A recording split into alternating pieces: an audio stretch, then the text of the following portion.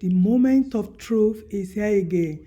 Please stay tuned till the end. Thank you. That school, that prestigious university. I just finished classes for the day. I think it was an afternoon period where I had some time and went to the hostel and slept.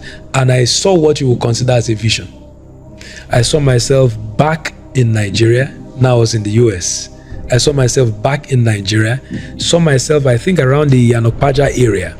And saw myself on what we call an Okada, right? The vision opened up and I saw a very young chap. I wouldn't give the details of that. I've never shared that publicly, as it were. But then that's when I got a clue of what God's plan was for my life. Now, without me having so much detail, surprisingly, I wrote it down, kept it in my wallet. Then came 2006 when I began to cry for God's plan and purpose for my life. And then he said, I've already told you what it is. And so he took me back to what my purpose was already unveiled 4 years prior. Now it's amazing that sometimes God may have shown you his assignment for your life and you didn't know that is what it was or is. I had no interpretation for it at the time, but the Lord moved me to write it down. I still had that paper I scribbled this vision on 4 years prior in 2006. So when I was asking him, Lord, I want to know what your plan and purpose is for my life, he said, go back. I've told you before. And I was wondering, you told me when, how? How did it happen? When did it happen? And this is where God's plan and purpose for my life, for my generation, came in. Right? I had no idea. Now I want to also say that you may not understand all the details of the vision initially, but now in the phase that I find myself, I still find myself referring back to the original vision. Surprisingly, when I came back about a year ago, I still have the document I typed out. This is as far back as 2007 in the original form, typed, sealed. I still had a look at it and I saw God unveiling that. I told you this 2006. It's compared to what I showed you 2003. So 3 years prior, sorry, not 4 years prior. And then now with what I'm telling you today, you still find it hidden in the same document.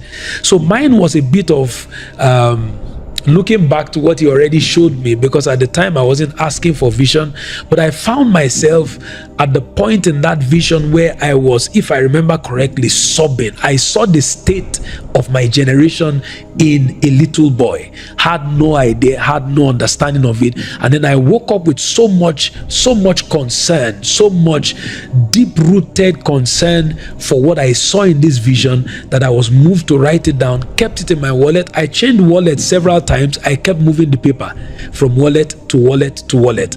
2006, asking and crying to God, what is your plan for my life? He said, go back, I've shown it to you before.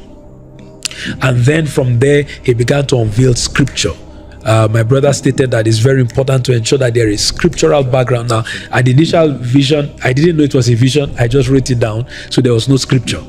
But now scripture upon scripture upon scripture, showing me exactly what his plan for the first phase, as I knew it then, would be. And then I've seen that with phase coming here and there, new phases, coming here and there, there's also scriptural backups, but it doesn't deviate from the original vision, right? So for me, that was my experience. I didn't have to lock myself down. I didn't do that. It came to me without looking for it. But when it came to proving the vision, all right, I remember spending, if I'm not mistaken, not less than 6 months. Again, I didn't want to do it, right? So day after day, I found myself opening the Bible and saying, Lord, speak to me, confirming that this is your plan for my life. Day 1, we're in suit 7 then. Day 1, day 2, first month, second month, third month, and I documented all of those things down. Still have the documents till today where the scriptures were stated. And then it got to the point where I said, okay, I surrender, I agree. So in this video, How they summon him to explain himself why he took that decision. You see his brother's face there, countenance. he wasn't happy about him leaving their carcass. And we saw the same thing in royal family in the UK. They don't want Harry to go. William was angry at his brother. And this is what all these manipulative father, they do not want their children to leave their empire. Why they want everyone to go their ways, I have no ideas. The same thing with Duncan Williams. He managed to manipulate all his children.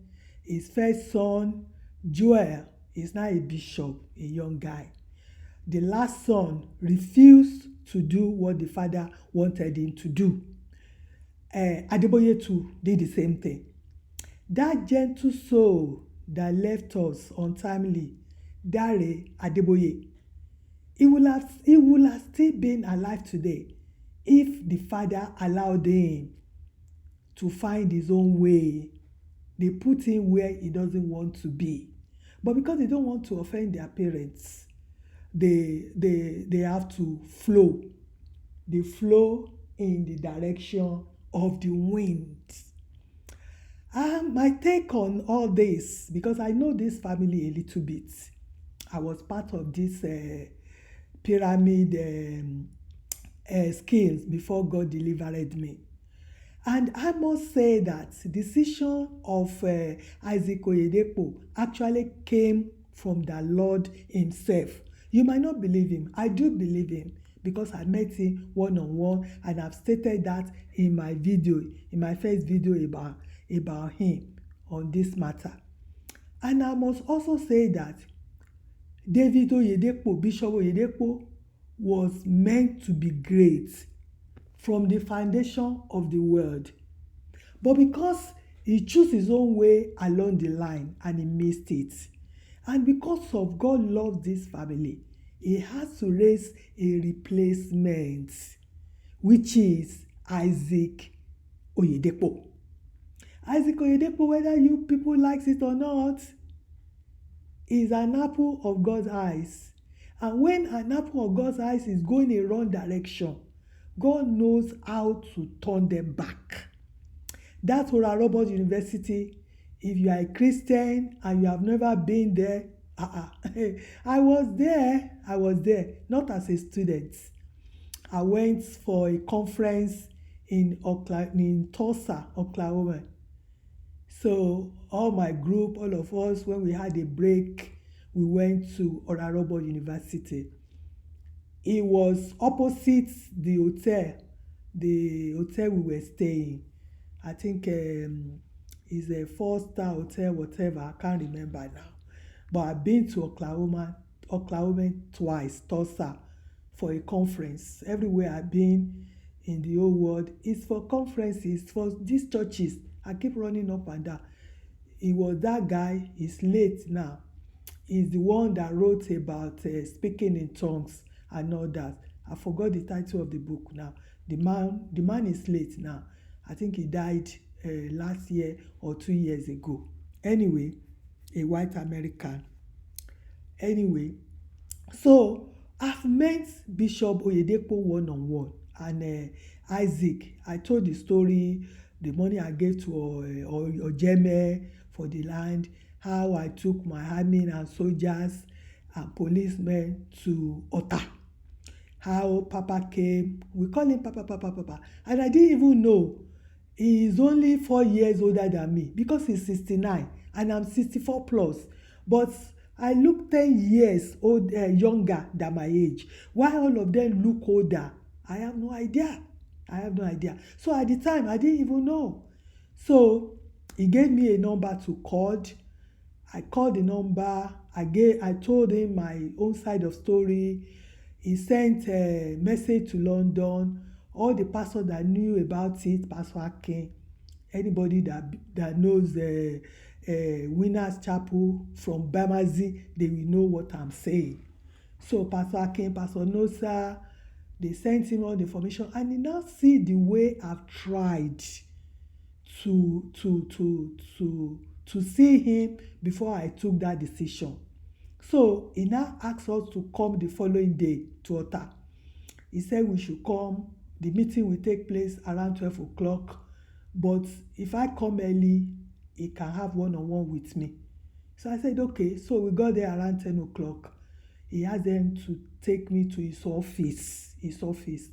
So I was in the office with him. We chatted a lot. He told me a lot of stories.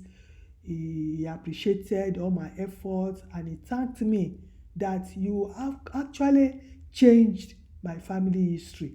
He said before, he gave his PA, everybody, the authority to open the letter that is addressed to him, his wife, and everybody. Only if the letter comes from the family members, they should not open. But if the letter comes from other sources that are addressed to them, they should open it. He now said, because of you now, because of all this, because of what has happened, I now know that I cannot trust anybody around me anymore. This is Bishop Oyedepo I'm talking about.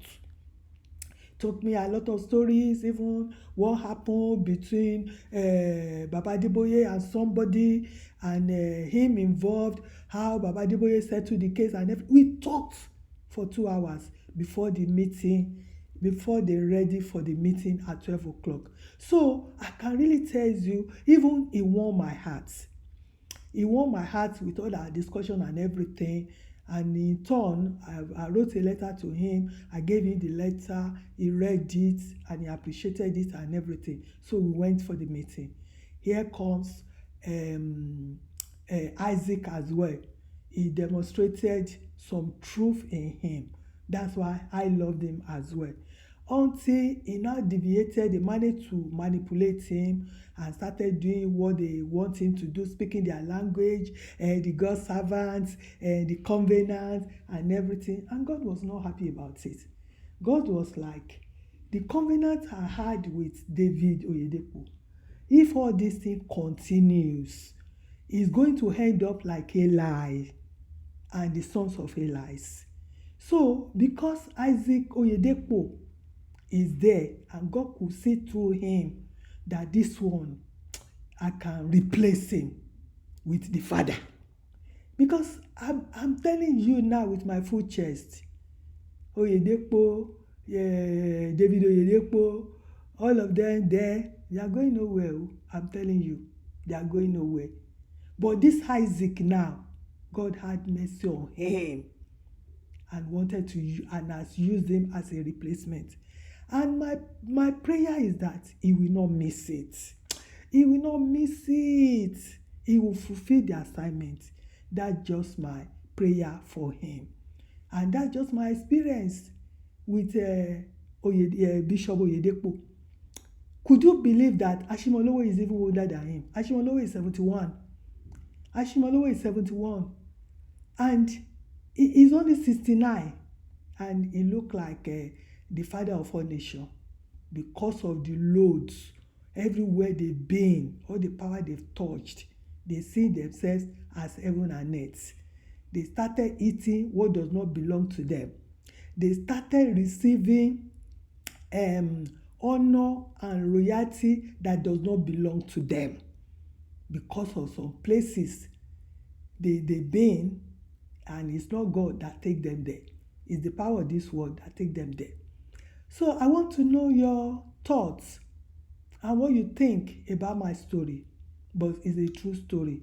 And that's what I believe about what is happening now with Isaac Oyedepo. I see you on my next video. Bye for now.